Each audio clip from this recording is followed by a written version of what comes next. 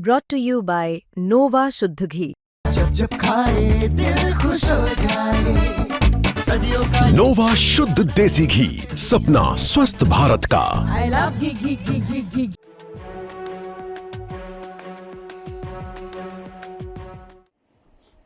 नमस्कार, मैं हूं आपका दोस्त विजय विद्रोही और आप देख रहे हैं हमारा खास कार्यक्रम विजय फैक्टर।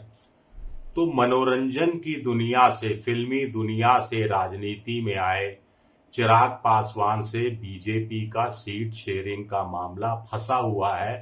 तो उधर मनोरंजन की दुनिया में सक्रिय मैथिली ठाकुर को बीजेपी अपनी पार्टी की तरफ से चुनाव लड़वाना चाहती है। आखिर ये हो क्या रहा है बीजेपी में? अगर सब कुछ ठीक है तो मैथिली ठाकुर को चुनाव लड़वाने की जरूरत क्या है? कुछ लोग सवाल उठा रहे हैं सब कुछ ठीक है इसीलिए मैथिली ठाकुर को चुनाव लड़वाया जा रहा है। 25 साल की हैं वो, अभी अभी वो विधायक बनने लायक हुई हैं और 2 सीटें उनके लिए चिन्हित भी कर ली गई हैं कि 2 सीटें वो जो चाहे, अलीनगर है, एक मिथियांचल की 2 सीटें हैं, एक बेनीपट्टी सीट है और इसके धर्मेंद्र प्रधान जो बीजेपी के चुनाव के प्रभारी बनाए गए हैं, विनोद तावड़े जिनको बिहार में सक्रिय हैं, दोनों ने इस बात की पुष्टि कर दी और मैथिली ठाकुर ने भी पुष्टि कर दी है करीब करीब। तो आखिर ऐसी क्या मजबूरी है? मनोज तिवारी बिहार के, उनको दिल्ली में आजमाया गया, मुख्यमंत्री का चेहरा तक घोषित किया गया। रवि किशन लोक गायक, फिल्मी अभिनेता, उनको भी सांसद बनाकर भेजा गया। और अब मैथिली ठाकुर, हालांकि बिहार की बात करें तो शत्रुघ्न सिन्हा शॉटगन ने बड़ा नाम कमाया, फिल्मी दुनिया में भी नाम कमाया और सियासत की दुनिया में भी नाम कमाया। अब वो टीएमसी से, पश्चिम बंगाल से, आसनसोल सीट से सांसद है। इतना ट्रांसफॉर्मेशन आया है। तो मैथिली ठाकुर की जरूरत क्या छवि बनाने के लिए है, क्या नैरेटिव बनाने के लिए है? और बीजेपी की क्यों मजबूरी है एक लोक गायिका को राजनीति में लाने की? 51 लाख यूट्यूबर के सब्सक्राइबर हैं, 63 लाख इंस्टाग्राम पर हैं। तो जनरेशन जी को अपनी तरफ लाने की ये कोशिश है, युवाओं के बीच में पार्टी को लोकप्रिय बनाने की कोशिश है। बीजेपी के पास कोई युवा चेहरा नहीं है। चिराग पासवान एनडीए के हैं, बीजेपी के नहीं है। और उनसे जो सीट का लफड़ा चल रहा उस पर मैं थोड़ी देर में आऊंगा। पहले इस मैथिली ठाकुर प्रसंग को खत्म करते हैं। कांग्रेस के पास कन्हैया कुमार हैं, तेजस्वी यादव आरजेडी के हैं, युवा हैं, प्रशांत किशोर जन स्वराज पार्टी, और ये सब युवा वोटरों पर ध्यान केंद्रित है। लेकिन मैथिली ठाकुर क्या बीजेपी का एक युवा मैस्कॉट साबित हो पाएंगी? ये अपने आप में एक बड़ा सवाल उठता है। खैर, मैथिली ठाकुर पर तो आगे भी बातचीत करते रहेंगे। बस थोड़ा सा मैं बता दूं कि 1995 में उनके परिवार ने बिहार छोड़ दिया था। लालू प्रसाद यादव का उस समय दौर था और नित्यानंद राय जो केंद्रीय गृह मंत्री हैं और विनोद तावड़े दोनों कह रहे हैं कि हमने बड़ा अनुरोध किया कि आपको बिहार के विकास में योगदान देना चाहिए। 25 साल की लड़की से विकास में योगदान की बात कही जा रही है। लेकिन ये सब तो होता ही रहेगा जो भी होगा। लेकिन सीट शेयरिंग का मामला एनडीए में बड़ा उलझा हुआ है। बीजेपी कह रही है कि लोकसभा में जिस पार्टी का जो प्रदर्शन रहा उस हिसाब से सीट दी जाएगी। अब इस हिसाब से पासवान अड़े हुए हैं। पासवान ने पिछली बार 5 लोकसभा सीटें उनकी पार्टी ने जीती थी, हाजीपुर, जमुई, वैशाली, समस्तीपुर और खगड़िया। इनमें कुल मिलाकर 30 विधानसभा सीटें आती हैं। हर लोकसभा सीट में 6 विधानसभा सीटें आती हैं। अब बीजेपी का फॉर्मूला है कि साहब 30 सीटें जो हैं उसमें 22-23 में पासवान की पार्टी ने अच्छा प्रदर्शन किया था तो 22-23 सीटें ऐसे दे देते हैं, 2-3 सीटें वैसे दे देते हैं, तो कुल 25 सीटें हो जाएंगी। पासवान 45 सीटों से कम के लिए मानने के लिए तैयार नहीं है।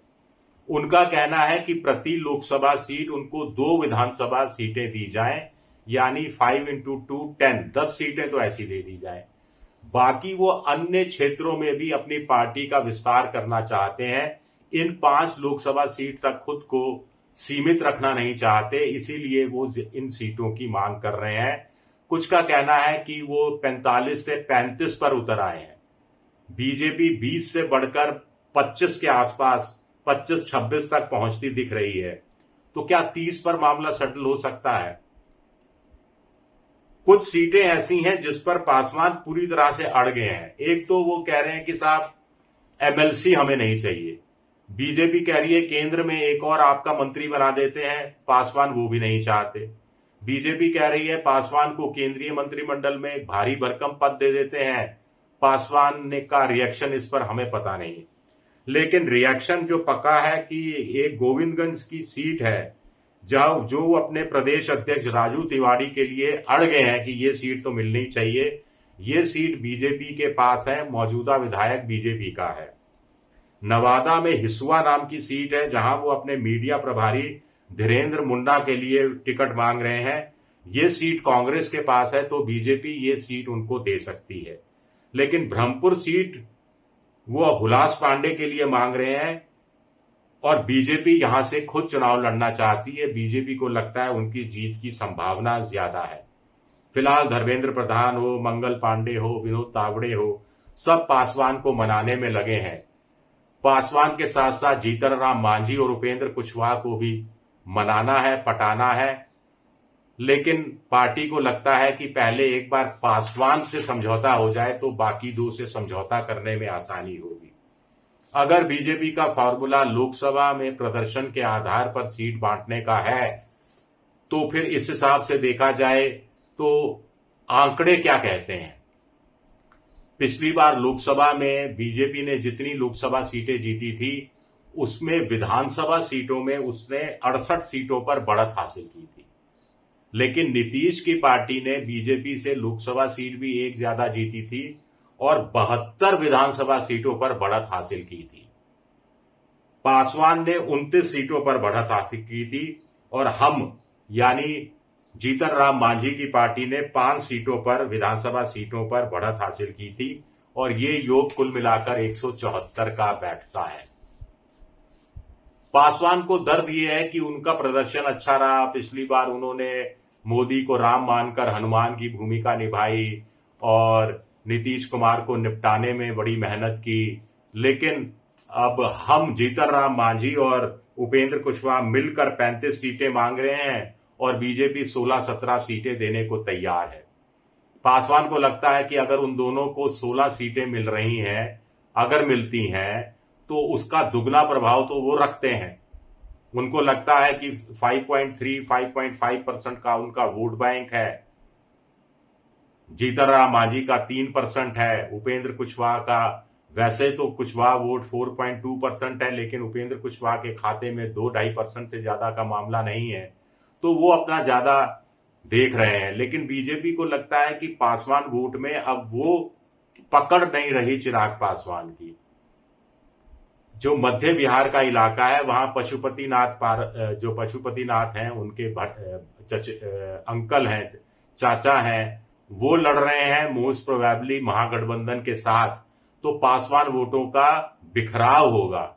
ऐसे में चिराग पासवान उस रूप में पासवान वोटरों के एकमात्र खिलाड़ी नहीं रह गए, मोनोपोली उनकी नहीं रह गई है। तो ऐसे में बीजेपी थोड़ा सा हिचक रही है। खैर, देखते हैं क्या होता है और बिहार पर कुछ और अपडेट होगा तो बताते रहेंगे। शुक्रिया मेरा ये वीडियो देखने के लिए, बहुत बहुत शुक्रिया।